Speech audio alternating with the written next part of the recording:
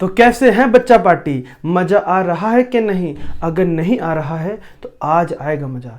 आज जो टॉपिक हम तुम्हारे लिए लेकर आए हैं ना, ये इस चैप्टर का सबसे जोरदार, शानदार, जबरदस्त टॉपिक है जिसका नाम है कूलम्ब्स लॉ। ठीक है, तुमको बोले थे ना एक धमाकेदार लेक्चर लेकर आएंगे। चलिए, ये हमारा लेक्चर नंबर 3 चैप्टर नंबर 1 का, जिसका नाम है इलेक्ट्रिक चार्जेस एंड फील्ड्स। ठीक, और इस टॉपिक के अंदर, इस लेक्चर के अंदर जो सबसे इंपॉर्टेंट चीज रहने वाली है, that will B Coulomb's law. ठीक है, तो ये वीडियो शुरू करने से पहले जो बच्चे सीधे कूलम्ब्स लॉ देखने आए हैं उनके लिए सजेशन रहेगा, बेटा सबसे पहले आप देखिए लेक्चर नंबर 1 जिसमें हमने चार्ज को बहुत डिटेल में पढ़ा है। उसके बाद आप देखिए लेक्चर नंबर 2 जिसमें हमने मेथड्स ऑफ चार्जिंग देखे हैं, क्योंकि इन दोनों ही लेक्चर्स का जो समरी है, जो इन्फॉर्मेशन है, जो नॉलेज है, वो हमारा इस वाले लेक्चर में भरपूर यूज होगा। तो यहाँ फिर कुछ बातें आपको समझ में नहीं आएंगी, तो इससे बेटर ये रहेगा कि आप सबसे पहले लेक्चर नंबर 1 और लेक्चर नंबर 2 बहुत बढ़िया से देखें, नोट्स बनाएं। ठीक है, फिर आप लेक्चर नंबर 3 पर आए। चलिए, तो ये लेक्चर शुरू करने से पहले अगर आपने अभी तक हमारे चैनल को सब्सक्राइब नहीं किया है तो बढ़िया से एकदम सब्सक्राइब वगैरह कर दीजिए। ठीक है, चलिए करते हैं शुरू लेक्चर नंबर 3। तो ये लेक्चर है कूलम्ब्स लॉ के बारे में। तो पहले हम बात करते हैं कि कूलम्ब्स लॉ आपको बताता क्या है, ये बेसिकली क्या है, लॉ क्या बताता है आपको।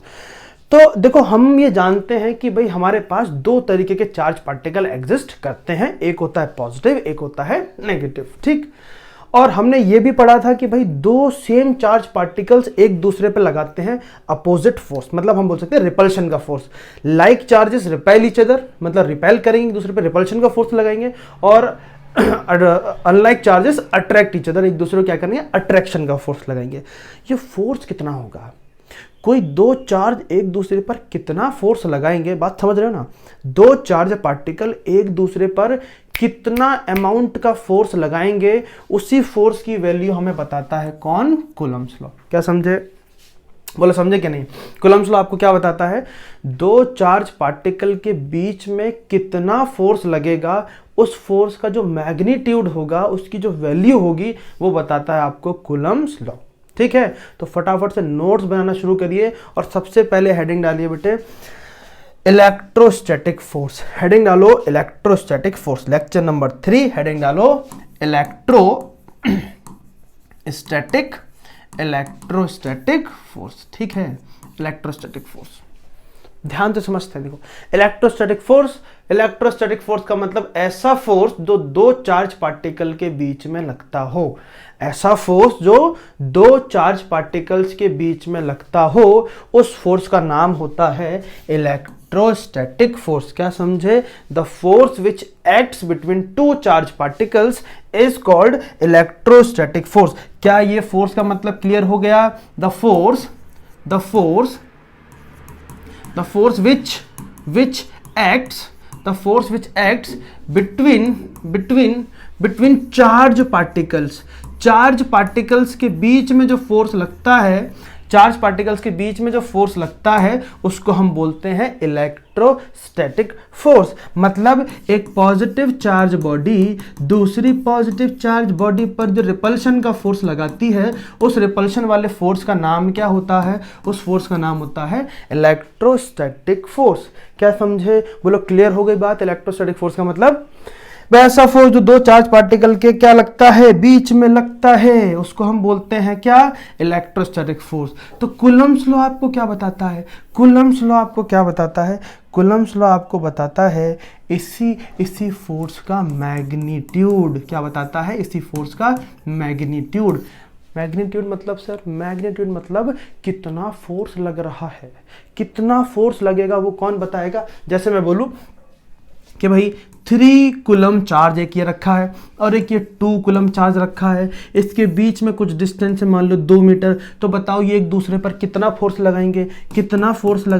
ये जो फोर्स की वैल्यू है ना, यही हमको निकालनी है, और इसी को फाइंड करने में कौन हेल्प करता है हमारी? वो हेल्प करता है अपनी कौन? Coulomb's law. क्या समझ गए कूलम्ब्स लॉ का मतलब? कूलम्ब्स लॉ आपको क्या बताएगा? दो चार्ज पार्टिकल के बीच में कितना फोर्स लगेगा ये बताएगा। ठीक है, चलिए डिस्कस करते हैं कूलम्ब्स लॉ। फिर बढ़िया से पहले समझ लो, फिर इसको एकदम बढ़िया से नोट करना। ठीक है, देखो चलिए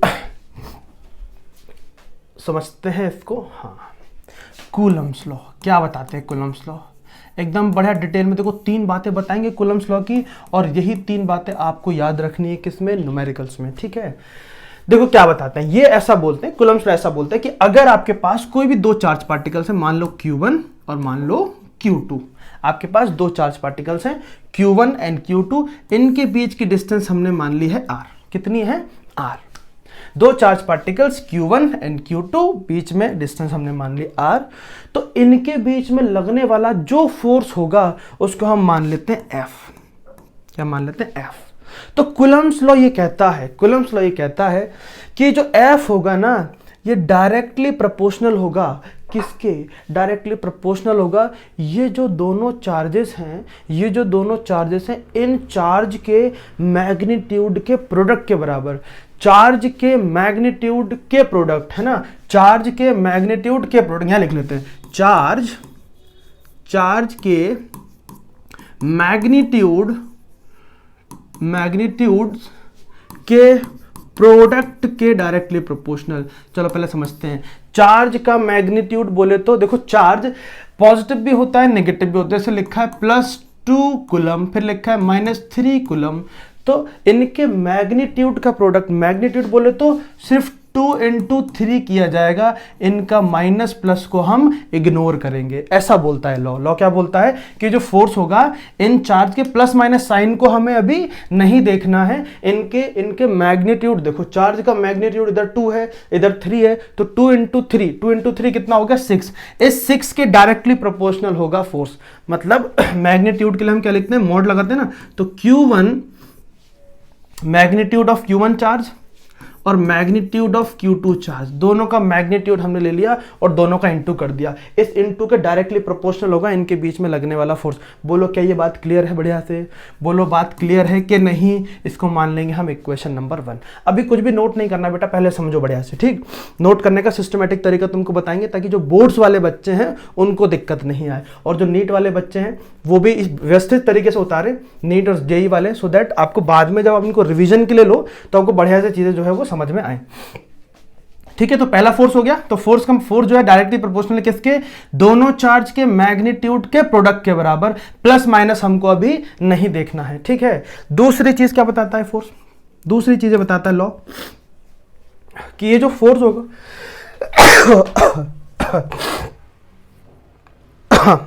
सॉरी, ठीक है। तो ये जो फोर्स जो होगा, ये फोर्स इनवर्सली प्रोपोर्शनल होगा, ये फोर्स जो है वो इनवर्सली प्रोपोर्शनल होगा। किस चीज के इनवर्सली प्रोपोर्शनल, फोर्स जो है इनके बीच की जो डिस्टेंस है, इनके बीच की जो डिस्टेंस है उस डिस्टेंस के स्क्वायर के इनवर्सली प्रोपोर्शनल होगा। क्या समझे, देखो 2 चीज हमने बात कर ली। क्या बात कर ली, पहली चीज हमने बात की, ये जो फोर्स है इन दोनों चार्ज का जो मैग्नीट्यूड होगा, उनका जो प्रोडक्ट होगा उसके डायरेक्टली प्रोपोर्शनल होगा। दूसरी चीज, इनके बीच में जो डिस्टेंस है उसमें उस डिस्टेंस के स्क्वायर के इनवर्सली प्रोपोर्शनल होगा। मतलब डिस्टेंस बढ़ाओगे तो फोर्स जो है वो कम होता जाएगा एक्सपोनेंशियली, है ना, स्क्वायर के फॉर्म में कम होता जाएगा, ठीक है। क्या दोनों बातें बहुत बढ़िया से क्लियर हैं कि नहीं है कि नहीं है। तीसरी सबसे जरूरी और जबरदस्त बात जो है इस लॉ के बारे में, वो क्या, इस फोर्स के डायरेक्शन के बारे में, ठीक है। 2 बात आपने नोट कर लिया बढ़िया से। डायरेक्शन के बारे में क्या बोलता है कि इनके बीच में जो फोर्स लग रहा है, इनके बीच में जो फोर्स लग रहा है वो ऑलवेज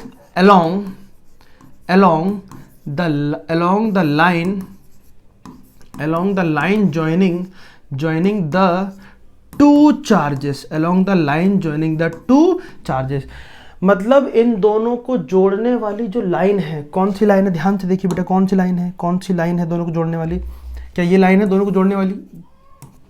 तो इन दोनों के बीच में लगने वाला फोर्स अलोंग द लाइन होगा, मतलब इस लाइन की डायरेक्शन में होगा। लाइन की डायरेक्शन देखो क्या है, या तो इस तरफ हो सकता है फोर्स या इस तरफ हो सकता है। मान लो दोनों पॉजिटिव चार्ज है ना, मैं आपको सारी कंडीशन बता देता हूं। मान लो दोनों कैसे हैं, पॉजिटिव चार्ज है। तो जैसे एक सिचुएशन हम मान लेते हैं पॉजिटिव चार्ज की, तो एक मान लिया Q1, ये मान लिया Q2, दोनों पॉजिटिव चार्ज है, दोनों को जोड़ दे। इधर को जोड़ने वाली लाइन कौन सी, ये line joining the two charges ये रही। अब जो फोर्स होगा ध्यान से समझना, देखो ये इस पे फोर्स लगाएगा, ये इस पे फोर्स लगाएगा किस तरफ, इस तरफ। तो इसकी डायरेक्शन क्या होगी, इसकी डायरेक्शन होगी ये। Q2 Q1 पे फोर्स लगाएगा, उसकी डायरेक्शन होगी ये। अगर मान लो इन दोनों में से एक नेगेटिव होता, एक पॉजिटिव होता, तो क्या सीन होता? मान लो एक हो गया Q1, एक हो गया Q2, और मान लिया हमने Q2 कैसा नेगेटिव। अब दोनों के बीच को जोड़ने वाली लाइन ये रही। चलो अब देखते हैं कि डायरेक्शन क्या होगी। चलिए देखो Q1 जो है पॉजिटिव है, ये नेगेटिव है, तो Q1 क्या करेगा? Q2 को अपनी तरफ अट्रैक्ट करेगा, अपनी तरफ। तो ये जो फोर्स लगाएगा वो लगाएगा इस तरफ, ठीक है। Q2 नेगेटिव, ये पॉजिटिव, तो Q2 Q1 पे फोर्स लगाएगा इस तरफ। अगर आप समझ पा रहे हैं, मतलब ये हुआ कि देखो ये जो फोर्स की डायरेक्शन है वो इन दोनों के बीच में जो लाइन है जोड़ने वाली, या तो इस तरफ होगा उस लाइन की डायरेक्शन में इस तरफ, या लाइन की डायरेक्शन में इस तरफ। इसके अलावा कोई दूसरी डायरेक्शन पॉसिबल नहीं है। ऐसा नहीं होगा कि दो चार्ज पार्टिकल रखे हैं कि भाई Q1 और Q2 यहाँ रखा है, दोनों को जोड़ा हमने और फोर्स की डायरेक्शन इस तरफ जा रही, नहीं, ऐसा नहीं होगा। क्या ये बात क्लियर है? क्या ये तीनों बातें क्लियर हैं बढ़िया से, है ना? क्लियर है कि नहीं है बताइए। अगर क्लियर हैं तो आप सबसे पहले नोट करिए, आप नोट करिए इनका स्टेटमेंट, ठीक है। ये है स्टेटमेंट, देखो पढ़ो स्टेटमेंट को, क्या बोल रहा है स्टेटमेंट में। द फोर्स ऑफ अट्रैक्शन और रिपल्शन, फोर्स ऑफ अट्रैक्शन भी हो सकता है, रिपल्शन भी हो सकता है, डिपेंड करेगा चार्ज के नेचर के ऊपर, ठीक है। Between the two electric point charges, है ना, दो पॉइंट चार्जेस के बीच में, is directly proportional to the product of the magnitude of the charges. दो चार्जेस के मैग्नीट्यूड के प्रोडक्ट के डायरेक्टली प्रोपोर्शनल होगा, यही बताया ना तुमको अभी, ठीक है। And inversely proportional to the square of the distance between the two charge particle, और दोनों के बीच की जो डिस्टेंस होगी उसके स्क्वायर के इनवर्सली प्रोपोर्शनल होगा। और तीसरी सबसे जरूरी बात, the force acts along line joining the two charges, मतलब दोनों को जोड़ने वाली जो लाइन है उस लाइन की डायरेक्शन में होगा हमेशा जो फोर्स है, या तो इस तरफ या तो इस तरफ। Line joining the two charges Q1 और Q2, इसको जोड़ने वाली डायरेक्शन ये जो लाइन है या तो इस लाइन के इस तरफ या तो लाइन के इस तरफ। कभी दूसरी इंक्लाइंड डायरेक्शन में जो फोर्स की डायरेक्शन है वो नहीं होगी। चलिए बढ़िया से नोट कर लिया इसको, है ना, कर लिया, नोट कर लिया, अच्छे से नोट कर लिया। ये नोट करने के बाद सबसे पहले लिखो ये वाली इक्वेशन कि फोर्स इज डायरेक्टली प्रोपोर्शनल। उसके बाद ये डायग्राम बनाओ, बढ़िया से डायग्राम बनाओ। चलो हम एक डायग्राम क्लियर करके बना देते हैं। उसके बाद बनाओ डायग्राम, एक मानो Q1, एक मानो Q2, ठीक है, एक चार्ज पार्टिकल Q1 और एक Q2, दोनों के बीच की डिस्टेंस R। डायग्राम बनाओ, इक्वेशन नोट करो, ठीक है। बोलो कर लिए, नोट कर लिए, डायग्राम बना के इक्वेशन नोट कर लिए, ठीक है। अब क्या करना है, देखिए अब हमको क्या करना है, अब हमको करना है ये दोनों इक्वेशन को मिला दो, है ना। थोड़ी देर के लिए मान लेते हैं कि दोनों का मैग्नीट्यूड जो है, इन दोनों चार्ज का मैग्नीट्यूड Q1 और Q2 ही है, ठीक है। तो उसके बाद ये जो इक्वेशन बनेगी वो क्या बनेगी, हमने दोनों इक्वेशन को मिक्स कर दिया। हमने क्या लिखा, Q1 into Q2 upon R square, ठीक है, Q1 into Q2 upon R square, where Q1 Q2 क्या है, मैग्नीट्यूड से। बेटा बहुत बढ़िया से इसको ध्यान रखना है, बाद में काम आएगा। अब हमें मालूम है कि भाई फिजिक्स में जब भी आप प्रोपोर्शनलिटी का साइन हटाते हो, मतलब ये साइन आप कभी भी हटाओगे तो क्या आता है, एक नया कांस्टेंट आता है। चलिए हटाते हैं कांस्टेंट, प्रोपोर्शनलिटी का साइन हटाइए, देखो नया कांस्टेंट आएगा के, क्या आएगा के, ठीक है, Q1 Q2 upon R square. ये जो कांस्टेंट आया है के, इसका नाम होता है इलेक्ट्रोस्टैटिक फोर्स कांस्टेंट। क्या नाम है इसका, इस के का नाम होता है इलेक्ट्रोस्टैटिक फोर्स कांस्टेंट। क्या नाम है इसका, इलेक्ट्रोस्टैटिक फोर्स कांस्टेंट। इसके का नाम है इलेक्ट्रोस्टैटिक फोर्स कांस्टेंट। इसकी दो वैल्यू होती हैं, है ना, इसकी दो वैल्यू है। कौन कौन सी वैल्यू है, इसकी एक वैल्यू तो होती है न्यूमेरिकल वैल्यू। कौन सी वैल्यू, न्यूमेरिकल वैल्यू, जो कि हम न्यूमेरिकल्स में पुट करेंगे, जो कि होती है 9 इंटू 10⁹ न्यूटन मीटर स्क्वायर पर कूलम स्क्वायर, ठीक है, न्यूटन मीटर स्क्वायर पर कूलम स्क्वायर। ये यूनिट भी अभी तुमको समझाएंगे कहाँ से आई। इतना नोट करो फटाफट, ये सारा नोट कर लिया, ये नोट करो, पॉज करके वीडियो सबसे पहले नोट करो, ठीक। क्या किया, दोनों इक्वेशन को मिला दिया, मिलाने के बाद प्रोपोर्शनलिटी का साइन हटाया, के आ गया, के का मतलब इलेक्ट्रोस्टैटिक फोर्स कांस्टेंट, जिसकी वैल्यू होती है इतनी, ठीक है। एग्जैक्ट वैल्यू 8.9 समथिंग कुछ होती है, लेकिन अप्रोक्सीमेटली हम न्यूमेरिकल्स के अंदर ये यूज कर सकते हैं, ठीक है। बोलो क्लियर है इतनी बात। कोई परेशानी इतनी बात में? ठीक है, बढ़े आगे। चलिए अब देखिए आगे वाली बात। इस के की एक और वैल्यू होती है जिसको हम बोलते हैं थ्योरेटिकल वैल्यू, है ना, जिससे ये जो न्यूमेरिकल वैल्यू जो हमने फाइंड की ना, कहाँ से आई? इस के की वैल्यू जो आती है हमारे पास, वो आती है 1/4 पाई एप्सिलॉन नॉट। ठीक है, एक वैल्यू ये भी होती है जिसको हम सॉल्व करेंगे तो हमें मिलती है न्यूमेरिकल वैल्यू 9 × 10⁻9। इसके अंदर ये जो एप्सिलॉन नॉट मिल रहा है, इस एप्सिलॉन नॉट का नाम होता है परमिटिविटी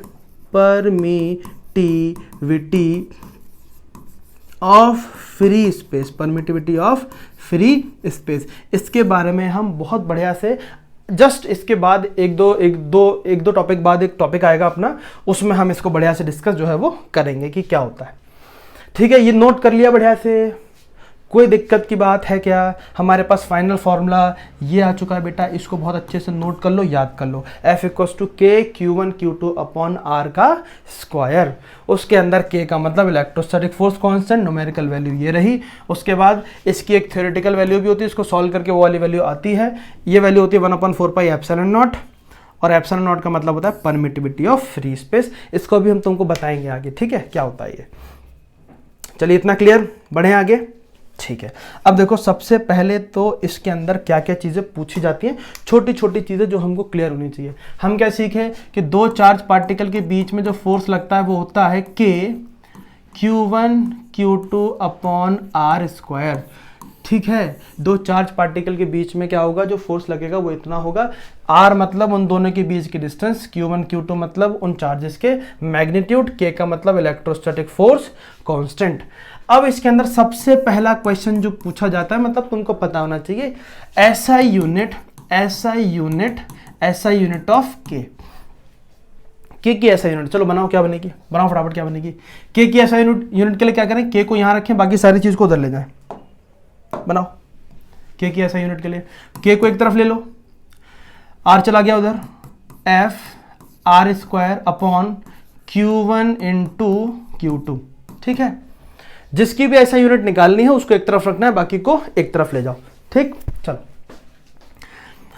फोर्स की ऐसा यूनिट न्यूटन, R² की ऐसा यूनिट, R क्या एक तरीके की लेंथ, मतलब मीटर स्क्वायर, और नीचे क्या है, कुलम इंटू कुलम का स्क्वायर, मतलब ये हो गया पर कुलम स्क्वायर। ठीक है, पहला क्वेश्चन जो आएगा इससे जो पूछा जाता है आपको पता होना चाहिए। आप एक तरीका बना लो, जब भी आप किसी क्वांटिटी के बारे में पढ़ो, किसी फॉर्मूले के बारे में पढ़ो, उसमें कुछ नया कोई वेरिएबल आ रहा है या नया कोई कांस्टेंट आ रहा है, उसकी SI यूनिट डायमेंशनल फॉर्मूला ये जो है आपको ढूंढने की आदत होनी चाहिए। चलिए डायमेंशनल फॉर्मूला इसका ढूंढते हैं, क्या होगा, डायमेंशनल फॉर्मूला इसका ढूंढते हैं, क्या होगा। ठीक है, डायमेंशनल फॉर्मूला ढूंढते हैं। तो डायमेंशनल फॉर्मूला के लिए क्या करना है अपन को, ये जो फोर्स है, फोर्स का डायमेंशनल फॉर्मूला आपने क्लास 11th में पढ़ा है। क्या होता है फोर्स का डायमेंशनल फॉर्मूला? फोर्स का डायमेंशनल फॉर्मूला होता है MLT-2। ठीक है सर, जिनको नहीं समझ में आया वो क्या करे, देखो उनके लिए छोटी सी हिंट है। क्या होता है कि फोर्स इक्वल्स टू होता है मास इनटू एक्सेलरेशन। ठीक है, अब एक्सेलरेशन को तो तुमको ऐसा जो डायमेंशनल फॉर्मूला वो याद होना चाहिए, इतना तो तुमको करना पड़ेगा। अगर नहीं आता है तो क्लास 11th के लेक्चर नंबर 1 जो है, मतलब आपका चैप्टर नंबर 1 जो है, उसमें आप जाके देखिए, आपको मिल जाएगा। ठीक, तो यहाँ M मास है ना, मास को हम लिखते हैं कैपिटल M, एक्सेलरेशन को लिखते हैं LT-2। ठीक है, तो फॉर्मूला बनता है MLT-2, तो हमने लिख दिया MLT-2 न्यूटन। मतलब ये जो फोर्स है, फोर्स का डायमेंशनल फॉर्मूला हमने लिख दिया। तरीका क्या रहेगा डायमेंशनल फॉर्मूला निकालने का, कि भाई जैसे K का डायमेंशनल फॉर्मूला निकालना है तो K की वैल्यू निकाल ली, K की वैल्यू होती है इन सब का डायमेंशन पुट कर दो। R क्या एक तरीके की लेंथ है, R मतलब डिस्टेंस को हम डिनोट करते हैं L से, तो R का स्क्वायर है तो यहां पर भी क्या हो जाएगा, L का स्क्वायर डिवाइड बाय। देखो चार्ज का डायमेंशनल फॉर्मूला लेक्चर नंबर 1 में तुमको बताए हैं। क्या है लेक्चर नंबर 1 में, AT। क्या होता है, AT। दूसरे वाले का भी क्या हो जाएगा, AT। ठीक है, दोनों को सॉल्व करो, दोनों को सॉल्व करो, क्या हो जाएगा सिचुएशन, ये बनेगी आपका M। अच्छा देखो यहाँ L की पावर 1 है, L की पावर 2, 1 + 2 कितना हो गया, 3, L की पावर 3, T-2। ठीक है, A इंटू A, दोनों की पावर ऐड हो जाएगी A2, इन दोनों की पावर ऐड हो जाएगी T2, अगर बेस सेम है, बेस सेम मतलब a है a की पावर 1 इंटू a की पावर 3, देखो दोनों का बेस सेम है a तो उनकी पावर क्या होती है, ऐड हो जाती है। ठीक है, जैसे यहाँ पर l और l बेस दोनों का सेम है, पावर कितने 1 और 2 दोनों के प्लस।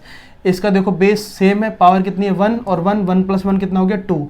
ऐसी बेस इन दोनों का भी सेम है, पावर कितनी है 1 और 1, 1 प्लस 1 कितना हो गया 2। अब क्या करना है, इन दोनों को ऊपर ले जाओ उठा के। ठीक है, ऊपर लेकर गए तो क्या बचा m l3 t minus 2 into T minus, देखो प्लस है ना, नीचे प्लस है ऊपर जाके माइनस, इंटू ए नीचे प्लस है ऊपर जाके -2।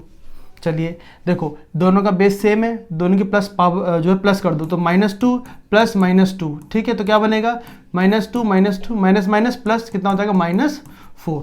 तो यहाँ लिख देंगे हम m l3 t minus 4 a minus 2। तो ये आ गया आपके पास k का डायमेंशनल फॉर्मूला। बोलो क्लियर है बात। तो अभी तक हमने देखो क्या क्या पढ़ लिया, हमने पढ़ लिया कूलम्ब्स लॉ। कूलम्ब्स लॉ से हमें जो फोर्स मिलेगा उस फोर्स का मैग्नीट्यूड हमने निकाल लिया। फिर जो k नई चीज आई थी उस k का हमने ऐसा यूनिट निकाल ली और k के लिए हमने निकाल दिया डायमेंशनल फॉर्मूला। बोले यहां तक कोई दिक्कत की बात हो तो बताइए, यहां तक सब बढ़िया से क्लियर है? बोलो बढ़े आगे, बोलो बढ़े आगे। ठीक है, चलो तो कूलम्ब्स लॉ हमने पढ़ लिया अच्छे से। कूलम्ब्स लॉ में कोई दिक्कत नहीं है। एप्सिलॉन नॉट के बारे में तुमको अभी हम बताएंगे। ये काम करो, एप्सिलॉन नॉट के बारे में भी निकाल ही लेते हैं। आओ चलो एप्सिलॉन नॉट के बारे में पहले उसका डायमेंशनल फॉर्मूला ऐसे यूनिट निकाल लेते हैं। डिटेल में जो है उसके बारे में बात जो हम आने वाले टॉपिक में करेंगे, जो कि जस्ट इसके बाद आने वाला है। ठीक है, चलो हमने क्या पढ़ा, हमने ये पढ़ा कि फोर्स दो चार्ज पार्टिकल के बीच में जो फोर्स होता है वो लगता है k q1 q2 upon R square. इस k की वैल्यू पुट करो, k की वैल्यू पुट करो। k की वैल्यू कौन सी वाली वैल्यू बेटा, 1/4 pi epsilon naught, 1/4 pi epsilon naught q1 upon q2 upon R square. ठीक है बच्चों, तो यहाँ पर बोर्ड्स के अंदर क्वेश्चन पूछा गया है एप्सिलॉन नॉट को लेकर कि भैया इसकी ऐसा यूनिट बताओ या इसका डायमेंशनल फॉर्मूला बताओ। दोनों ही क्वेश्चन पूछे गए हैं, बोर्ड्स में भी पूछे गए हैं, जी में भी आया है और नीट में भी आया है। ठीक है, ये क्वेश्चन पूछा गया है। तो देखते हैं हमने तुमको अभी क्या सिखाया, जिसका ऐसा यूनिट या जिसका डायमेंशनल फॉर्मूला तुमको निकालना है उसके लिए क्या करना है आपको, उसकी वैल्यू एक तरफ रखो, बाकी सबको एक तरफ ले जाओ। चलो एक काम करो, इस एप्सिलॉन नॉट को उठाओ, f की जगह रख दो, f को इधर रख दो, इधर डिवाइड में है ना, उधर जाके इंटू हो जाएगा। तो हम लिख सकते हैं epsilon naught equals to 1/4 pi f q1 upon q2 upon R square. कोई दिक्कत की बात हो तो बताइए। जो चीज़ डिवाइड में होती है उसको हम उधर लेके जाते हैं तो इंटू में आ जाता है, जो f है वो उधर ऊपर है तो आ जाएगा नीचे, नीचे वाली वैल्यू ऊपर जाती है इक्वल के ऊपर, ऊपर वाली वैल्यू इक्वल के नीचे की तरफ आती है, तो ये आगे वैल्यू। ठीक है, चलिए हम निकालना चाहते हैं इसकी एसआई यूनिट। देखो ये जो 4 पाई है ना, इसकी तो एसआई यूनिट रेडियन होती है, जिसको हम नोट यहाँ लिखेंगे नहीं। ठीक है, डायमेंशनल लेस होता है तो इसीलिए हम इसको यूज नहीं करेंगे। तो क्या बचेगा, देखो एसआई यूनिट जो हम बनाएंगे, एसआई यूनिट जो हम लिखेंगे क्या होगा, देखो ऊपर क्या है अपने पास कुलम, कुलम इंटू कुलम क्या हो गया कुलम स्क्वायर, तो लिख दिया कुलम स्क्वायर पर newton metre square, coulomb square पर न्यूटन मीटर स्क्वायर। आर मतलब डिस्टेंस, एफ मतलब newton, newton metre square, coulomb square पर न्यूटन मीटर स्क्वायर। ठीक है, तो एप्सिलॉन नॉट की ऐसा यूनिट हो गई कुलम स्क्वायर पर न्यूटन मीटर स्क्वायर, और आपको पर नहीं लगाना तो ऐसे भी लिख सकते हैं coulomb square newton inverse metre square inverse. ठीक है, नोट कर लो, नोट कर लिया बढ़िया से। चलो बढ़े आगे, अब हमको निकालना है इसका डायमेंशनल फॉर्मूला। क्या निकालना है बेटे, डायमेंशनल फॉर्मूला। क्वेश्चन पूछा गया है डायमेंशनल फॉर्मूले पे, है ना, बढ़िया से सीख लो अभी। चलो तरीका वही है, एप्सिलॉन नॉट को इस तरफ लाए, अब इन सब के अंदर सबकी वैल्यू रख दो। देखो 4 पाई का डायमेंशन होता ही नहीं है, है ना, डायमेंशन लेस होता है। ठीक, तो जो पाई है उसका डायमेंशन कुछ नहीं होता। ठीक, 4 कांस्टेंट उसका भी कुछ नहीं होता, तो बाकी सारी चीज हटा दो। तो एप्सिलॉन नॉट इक्वल्स टू बचेगा क्या 1/4, ऊपर बचेगा q1 q2 upon R square. ठीक है, q1 q2 are square. q1 मतलब चार्ज का डायमेंशनल फॉर्मूला 80। ठीक है, दूसरे वाले का भी 80। ठीक, नीचे फोर्स का भी सिखाया तुमको, क्या था बोलो, ML T-2 L square, length मतलब L स्क्वायर। चलो मैं सॉल्व नहीं कर रहा, अब तुम्हारा काम है वीडियो पॉज करो, इसको सॉल्व करो, सॉल्व करके आंसर निकालो, फिर हमारे आंसर से मैच करना, सही आया तो बहुत बढ़िया, ठीक है। चलिए कर लिया ना, अब चेक करो, a इंटू ए क्या हो जाएगा बोलो, a square, t into T हो गया t स्क्वायर डिवाइड बाय, अब m तो है नहीं तो m तो सिंगल एज इट इज लिख दिया, l की पावर 1 l की पावर 2, दोनों का बेस सेम है, पावर हो जाएगी ऐड, 1 प्लस 2 कितना हो जाएगा बोलो, L3 t माइनस 2। यहां तक कोई परेशानी है क्या, यहां तक कोई परेशानी है क्या, ठीक है। देखिए अब इन सारी चीजों को ऊपर लेकर जाओ, m को ऊपर लेके गए, यहां पे +1 ऊपर जाके -1, ठीक है, l की पावर +3 ऊपर जाके l की पावर -3, ठीक। अब देखो ये टू जो है प्लस में है, ये माइनस में, ऊपर जाके प्लस, तो 2 + 2 कितना हो जाएगा, 2 + 2 हो जाएगा 4, और a की वैल्यू एज इट इज। क्या आपका भी एप्सिलॉन नॉट का डायमेंशनल फॉर्मूला यही आया क्या? अगर यही आया है तो बहुत बढ़िया बात है, ठीक है। क्या आपको कूलम्ब्स लॉ समझ में आया? क्या आप कूलम्ब्स लॉ बहुत बढ़िया से समझ गए? दो चार्ज पार्टिकल के बीच का फोर्स जिसकी value F charge Q1 Q2 है, R डिस्टेंस है बीच में, तो F = K Q1 Q2 अपन R², K का मतलब इलेक्ट्रोस्टैटिक फोर्स कांस्टेंट जिसकी वैल्यू 9 × 10⁹ रहेगी, ठीक है। उसकी SI यूनिट हमने निकाल ली, उसका डायमेंशनल फॉर्मूला हमने निकाल लिया, एप्सिलॉन नॉट की SI यूनिट निकाली, उसका डायमेंशनल फॉर्मूला हमने निकाल लिया, ठीक है। चलिए अब बात करते हैं वेक्टर फॉर्म की। वेक्टर फॉर्म किसका? कूलम्ब्स लॉ का। अच्छा एक बात बताइए, कूलम्ब्स लॉ ने हमको क्या बताया? कूलम्ब्स लॉ ने हमको बताया दो चार्ज पार्टिकल के बीच का फोर्स। और फोर्स कैसी क्वांटिटी बताओ? 11वीं क्लास में पढ़ा ना, फोर्स है एक तरीके की वेक्टर क्वांटिटी, और वेक्टर क्वांटिटी की कुछ ना कुछ डायरेक्शन होती है। इस लॉ में अभी तक हमने जो लॉ पढ़ा वेक्टर का, कूलम्ब्स का, उसके अंदर हमने मैग्नीट्यूड की तो बात की लेकिन डायरेक्शन की बात नहीं की। तो डायरेक्शन की बात करेंगे अब।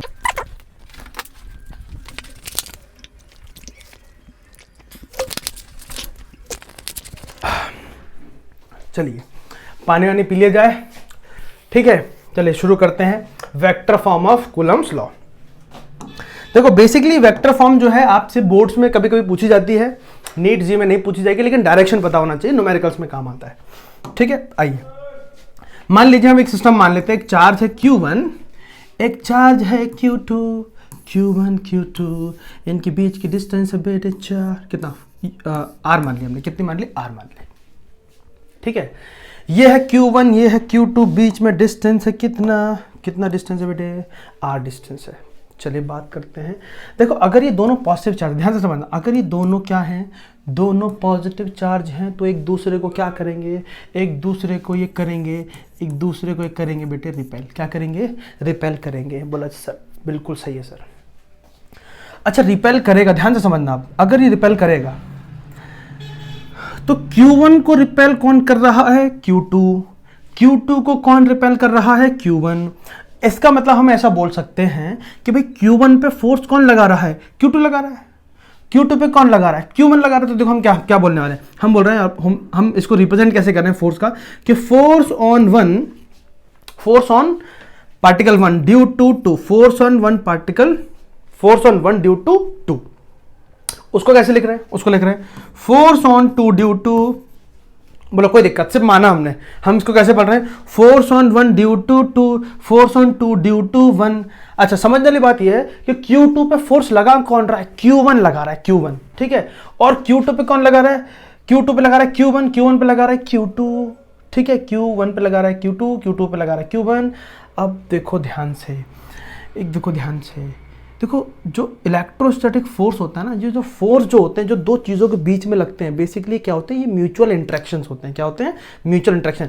एक चार्ज पार्टिकल है, दूसरा चार्ज पार्टिकल है, अगर ये दोनों एग्जिस्ट कर रहे हैं तो इनके बीच में म्यूचुअल इंट्रैक्शन लगेगा। लेकिन अगर एक फोर्स हट जाए, बताओ अब लगाओ फोर्स, कोई फोर्स एक्सपीरियंस करने के लिए है ही नहीं, तो म्यूचुअल इंट्रैक्शन आप फाइंड नहीं कर सकते। तो इसके लिए कम से कम कितने चार्ज चाहिए? कम से कम 2 चार्ज तो हमको चाहिए। चलिए बात करते हैं, अगर मैं बात करता हूँ फोर्स ऑन 1 ड्यू टू 2 की, फोर्स ऑन 1 ड्यू टू 2, ये कितना फोर्स एक्सपीरियंस कर रहा है? कितना फोर्स एक्सपीरियंस कर रहा है? सर अभी निकाला था K इसका मैग्नीट्यूड लिखो Q1, इसका मैग्नीट्यूड Q2, बीच में डिस्टेंस R और इसको हम कर देंगे स्क्वायर। ठीक है सर, इतना फोर्स एक्सपीरियंस करा, बोला ठीक है ठीक है, पर डायरेक्शन का क्या करें?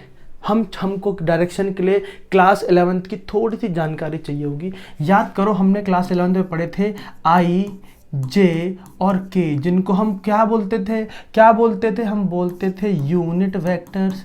क्या बोलते थे बेटे? यूनिट वेक्टर्स बोलते थे। और यूनिट वेक्टर्स का काम क्या था? डायरेक्शन बताना। क्या काम था बेटा? डायरेक्शन बताना। जिनमें से I, J, K की डायरेक्शन तो फिक्स थी, I मतलब X, J मतलब Y, K मतलब Z। ठीक है, यहाँ पर अगर मुझे डायरेक्शन बतानी है, तो हम एक नया यूनिट वेक्टर यूज़ करेंगे। बेसिकली देखो, यूनिट वेक्टर हमें यूज़ करना पड़ता है। जैसे मैं बोलूँ कि भाई 20 न्यूटन फोर्स लग रहा है, 20 न्यूटन क्या लग रहा है? फोर्स लग रहा है। लेकिन किस डायरेक्शन में? अगर मैं यहाँ लिख दूँ आई कैप, तो तुमको समझ में आ जाएगा कि एक्स डायरेक्शन में लग रहा है। इसीलिए यूनिट वेक्टर का यूज़ जो होता है वो हमें बताता है डायरेक्शन। मुझे इसमें डायरेक्शन बतानी है, तो डायरेक्शन के लिए मैं किस चीज़ की डायरेक्शन यूज़ करूं? तो हम बात करेंगे लॉ की तीसरी बात जो उसने बताई थी। हमें क्या बताई थी? कि the force always acts along the line joining the two charges. कौन सी लाइन बेटा? ये वाली लाइन। ठीक है, चलिए अब ध्यान से समझना, हम यहाँ इस डिस्प्लेसमेंट का यूनिट वेक्टर यूज़ कर रहे हैं। हम लगा देंगे कैप लगा दिया तो यूनिट वेक्टर। अभी डायरेक्शन नहीं बताइए, ध्यान से देखना direction. Force on 1 due to 2, force on 1 due to 2। 1 पे कौन फोर्स लगा रहा है? ये लगा रहा है। अब ध्यान से देखना, मैं Q2 को पकड़ के रखूंगा और Q1 को मैं फ्री छोड़ दूं मूव करने के लिए। तो बताओ Q1 किस तरफ भागेगा? देखो, दोनों पॉजिटिव चार्ज एक दूसरे को क्या करेंगे? रिपेल करेंगे। मैंने Q2 को फिक्स कर लिया और Q1 को इसके पास थोड़ा रखकर छोड़ दिया, है ना? छोड़ दिया। किस तरफ भागेगा? क्या ये इस तरफ भागेगा? सोचो, इस तरफ भागेगा। भागना इस तरफ भी भागना चाहिए ना। इसको किस तरफ भागना चाहिए? उस तरफ भागना चाहिए। मैंने इसको फिक्स रखा, इसको अपनी थोड़ा सा इस तरफ रखा और छोड़ दिया। ये छोड़ देंगे तो कहाँ भागेगा? उस तरफ भागेगा, रिपल्शन की वजह से उस तरफ भागेगा। मतलब इस पे जो फोर्स लग रहा है वो फोर्स की डायरेक्शन किस तरफ है? उस तरफ है, उधर। मतलब जब मैं Q2 से Q1 की तरफ डिस्प्लेसमेंट कवर करता हूं तो डायरेक्शन क्या आती है? ये डायरेक्शन आती है। और इसकी डायरेक्शन और इस फोर्स की डायरेक्शन देखो, दोनों की डायरेक्शन कैसी है? सेम है। तो मैं यूनिट वेक्टर किसका लिया मैंने? डिस्प्लेसमेंट का। तो डिस्प्लेसमेंट में मैं कहां से कहां जाऊं? Q2 से Q1 की तरफ अगर मैं जाता हूं तो वही डायरेक्शन फोर्स की मिलती है। कौन से फोर्स की? Force on 1 due to 2। तो मैं यहां क्या लिख सकता हूं? डिस्प्लेसमेंट जब मैं 2 से किसकी तरफ जाता हूं? 1 की तरफ जाता हूं, तो जो डायरेक्शन 2 से 1 की तरफ जाने के लिए बनेगी वही डायरेक्शन असल में जो Q1 पे फोर्स लग रहा है उसकी होगी। Q1 पे देखो फोर्स किस तरफ लग रहा है? Q1 का इफेक्ट देखो यार, Q1 किस तरफ जा रहा है? मैंने इसको फिक्स रखा, ठीक है। इस चार्ज पार्टिकल को थोड़ा सा पीछे रखे मैं छोड़ दूं तो किस तरफ भागेगा? उस तरफ भागेगा। भागने की डायरेक्शन क्या है? ये। अब इस डायरेक्शन को मैं कैसे एक्सप्लेन करूं? तो मैं क्या बोल रहा हूं कि Q2 से अगर मैं Q1 की तरफ जाते टाइम जो डिस्प्लेसमेंट कवर करूंगा तो उस डिस्प्लेसमेंट की जो डायरेक्शन होगी, डायरेक्शन क्या होगी उसकी? 2 से 1 की तरफ जाना, 2 से 1 की तरफ जाना। तो मैंने यूनिट वेक्टर यूज करा डिस्प्लेसमेंट का और क्या लिख दिया? 2 से 1 की तरफ जाना।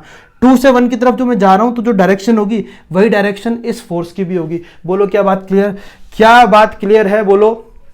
अगर बढ़िया से बात क्लियर है तो बहुत अच्छी बात है। देखो अब आगे क्या करना है। अब हमने पढ़ा है क्लास 11th में कि अगर किसी वेक्टर का यूनिट वेक्टर आपको फाइंड करना है, अगर किसी वेक्टर का आपको क्या फाइंड करना है बेटा? यूनिट वेक्टर फाइंड करना है, तो उस वेक्टर को डिवाइड कर दो उसी के मैग्नीट्यूड से। ये कक्षा 11वीं का ज्ञान है, ठीक है।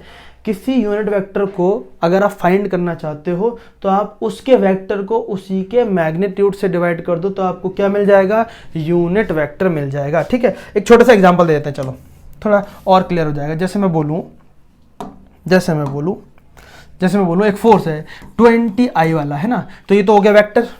इसको डिवाइड कर दो इसी के मैग्नीट्यूड से। मैग्नीट्यूड क्या है? 20। देखो 20 से 20 साइफ किया, क्या बचा? आई कैप। इसी को तो ये यूनिट वेक्टर बोलते हैं। तो यूनिट वेक्टर मतलब किसी वेक्टर को उसी के मैग्नीट्यूड से क्या करो? डिवाइड कर दो, ठीक है। चलिए डिवाइड कर दिया तो हम इसको डिवाइड करने के बाद क्या लिखने वाले हैं? K Q1 Q2 upon R square. और इस वेक्टर को हम चेंज करके क्या लिखने वाले हैं? ये यूनिट वेक्टर को हमने लिख दिया वेक्टर डायरेक्शन 2 से 1 की तरफ और नीचे लिख दिया मैग्नीट्यूड। देखो मैग्नीट्यूड में डायरेक्शन का कोई काम नहीं होता तो हमने सिर्फ लिख दिया R। डिस्प्लेसमेंट का मैग्नीट्यूड कितना है अपने पास? R है। ठीक है।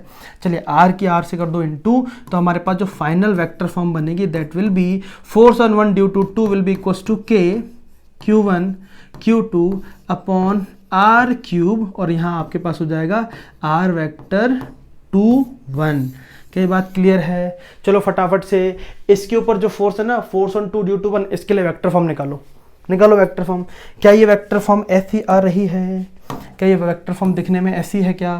Force on 2 due to 1, force on 2 due to 1 will be equals to K Q1 Q2 upon are cube R12। क्या ये बात क्लियर है? क्या ऐसी आ रही है बच्चों? ऐसी आ रही है ना? बस ये हो गया अपना वेक्टर फॉर्म। ये जो फाइनल फॉर्म हमको मिला है ना बेटा, इसी को हम बोलते हैं वेक्टर फॉर्म। ठीक है, तो दो चीज़ें बेटा हमने अभी तक पढ़ ली। क्या क्या पढ़ लिया? हमने पढ़ लिया कूलम्ब्स लॉ। कूलम्ब्स लॉ, दो चार्ज पार्टिकल के बीच का फोर्स, और उस फोर्स की डायरेक्शन क्या होगी, उसका वेक्टर फॉर्म कैसा दिखेगा, वो भी हमने पढ़ लिया। ठीक है, अब पढ़ते हैं तीसरी इंपॉर्टेंट चीज़ जिसके बारे में हम बोले थे कि अभी हम आगे पढ़ेंगे, इफेक्ट ऑफ डाइइलेक्ट्रिक मीडियम या फिर डाइइलेक्ट्रिक कांस्टेंट। ठीक है, अभी हम जो तुमको बताए थे ना थोड़ी देर पहले कि भाई एप्सिलॉन नॉट जो है, एप्सिलॉन नॉट क्या है, एप्सिलॉन नॉट क्या है, चलिए बात करते हैं इस पे। देखो एप्सिलॉन नॉट का मतलब क्या है? एप्सिलॉन नॉट का मतलब ये है परमिटिविटी ऑफ फ्री स्पेस, जो कि क्या डिसाइड करती है? क्या डिसाइड करती है? दो चार्ज पार्टिकल एक दूसरे पर कितना फोर्स लगाएंगे किसी एक पर्टिकुलर मीडियम में। चलिए मैं एक बात आपको बताता हूँ कि आपने क्लास 11th में, अगर आपको याद हो तो आपने पढ़ा था चैप्टर नंबर 8 में, ग्रेविटेशन जो चैप्टर था आपका एनसीईआरटी का, उसमें आपने एक चीज़ पढ़ी थी कि दो मास जो होंगे एक दूसरे पे जो फोर्स लगाएंगे वो हमेशा बराबर रहेगा हर मीडियम में, क्योंकि जो कैपिटल जी की वैल्यू थी, उस लॉ का नाम भी अगर आपको याद हो, universal law of gravitation.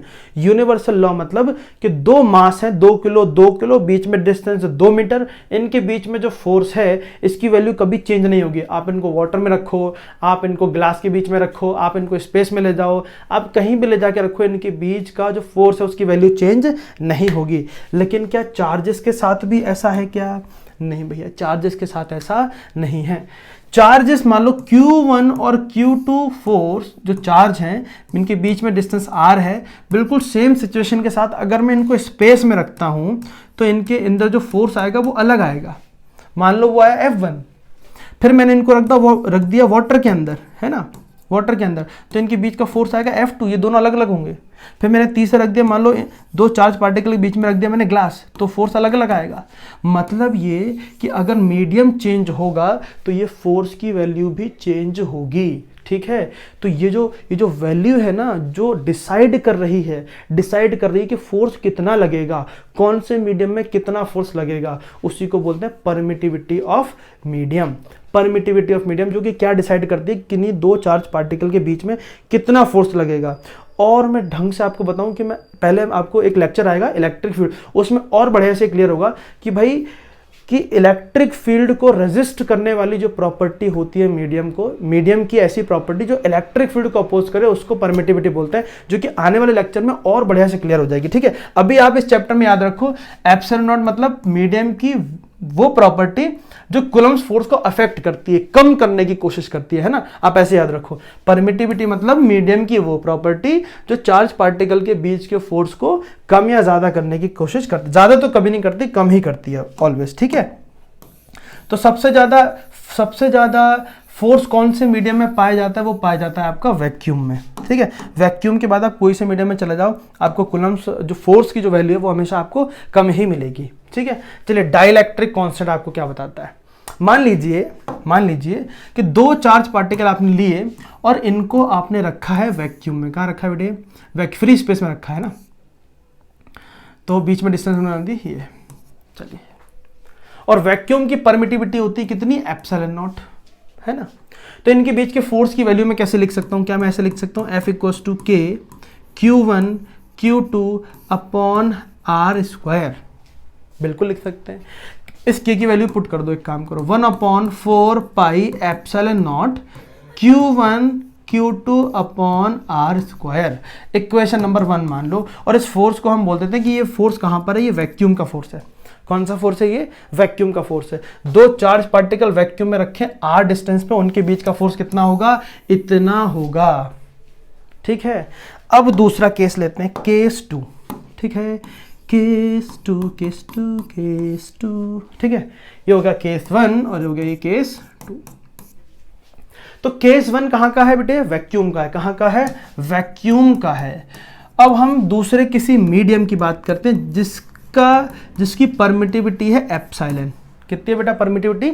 Epsilon है। ठीक है, चलिए एक केस ले लिया वैक्यूम का, दूसरा जिसकी मीडियम की परमिटिविटी एप्सिलॉन। इसके बीच में अगर मैं फोर्स लिखूं तो फोर्स की वैल्यू में लिखता हूं F medium equals to K Q1 Q2 upon R square. देखो चार्ज वही रखा, बीच में डिस्टेंस वही रखा, वैल्यू चेंज होगी के की, तो इसको हम ले देते हैं के डैश लिख देते हैं। ठीक है, चलिए के की वैल्यू यहाँ पर क्या लिखी जाएगी? 1/4 पाई, बोलो एप्सिलॉन नॉट आएगा कि एप्सिलॉन आएगा?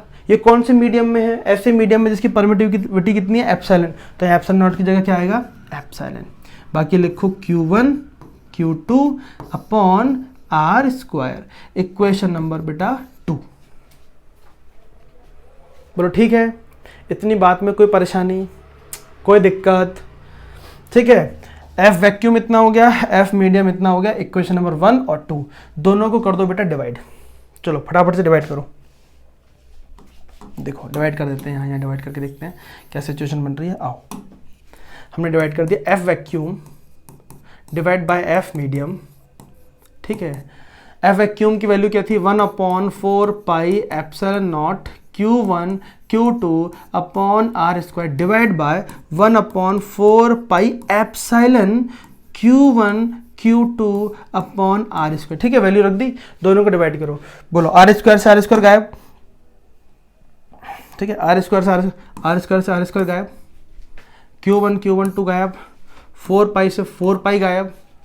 देखो एप्सिलॉन सबसे ऊपर पहुंच जाएगा, ये वाला एप्सिलॉन सबसे ऊपर पहुंच जाएगा, तो फाइनल जो इक्वेशन बनेगी क्या बनेगी? F vacuum divide by F medium equals to epsilon upon epsilon not.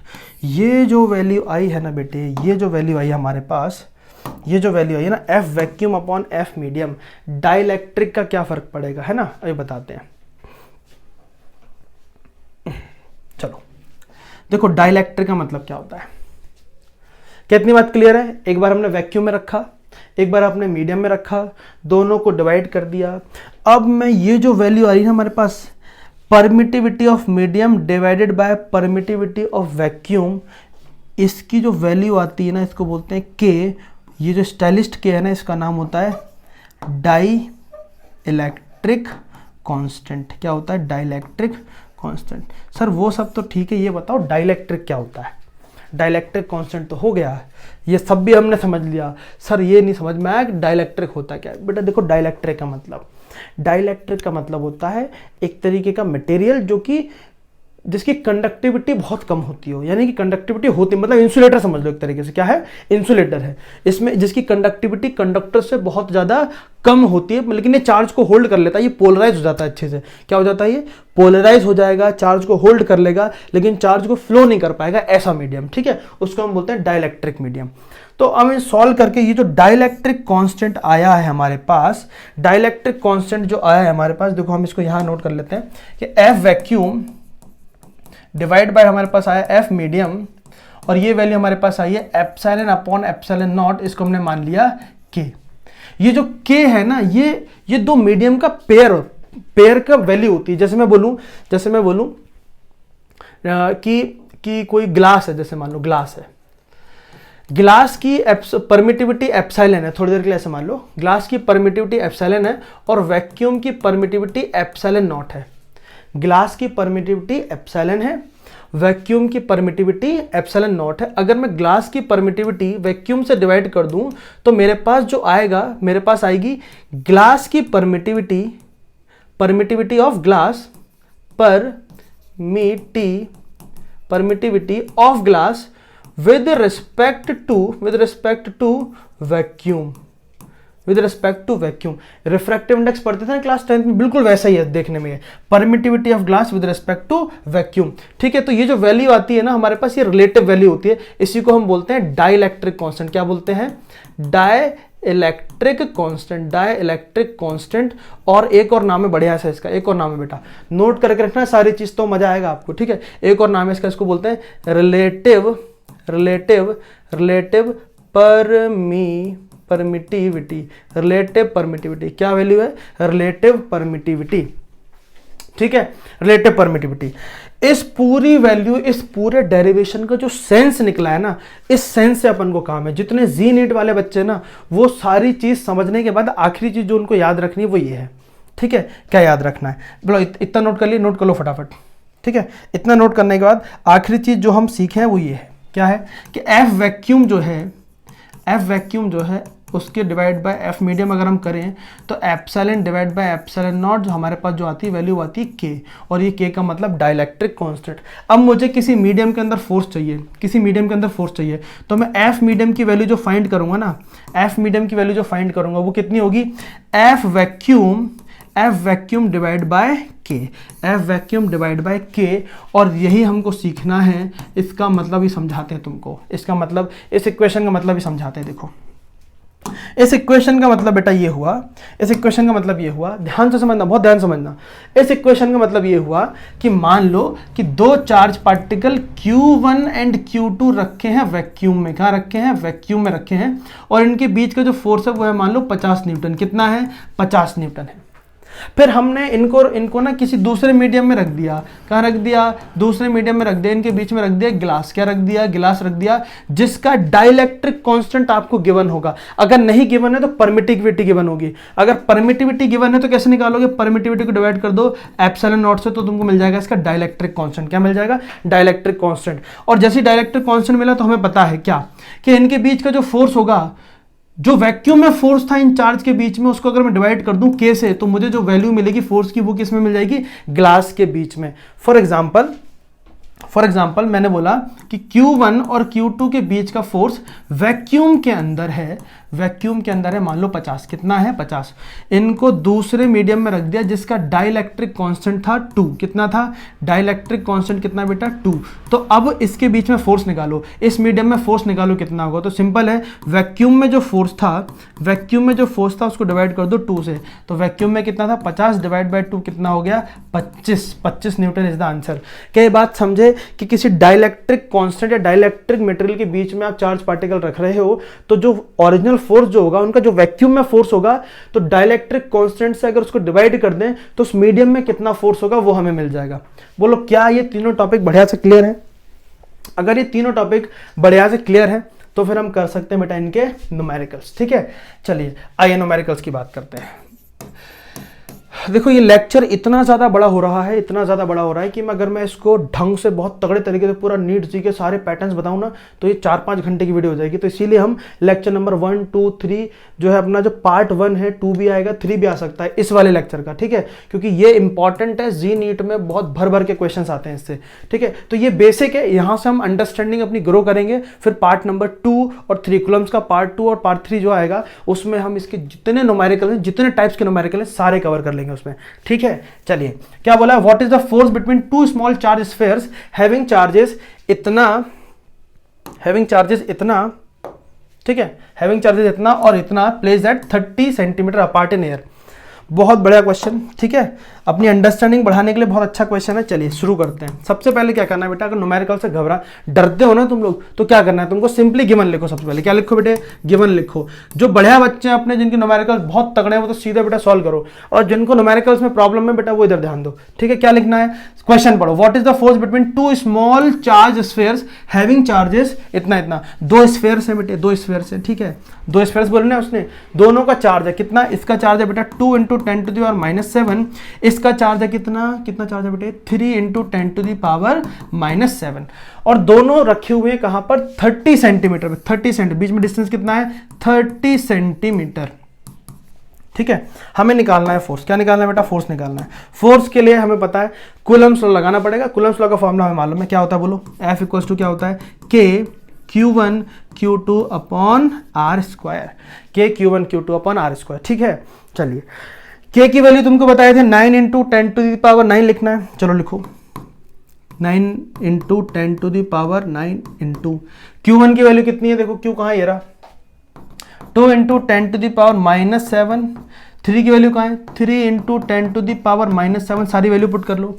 Are की वैल्यू कितनी, 30 सेंटीमीटर। अब देखो ये जो सेंटीमीटर है ये ऐसा यूनिट नहीं है, तो सेंटीमीटर से मीटर में कन्वर्ट करने का तरीका, सेंटीमीटर से मीटर में कन्वर्ट करने का तरीका क्या है कि सेंटीमीटर में जो वैल्यू है उसकी इंटू कर दो 10 टू द पावर -2 से, किससे इंटू कर दो, 10 टू द पावर -2 से।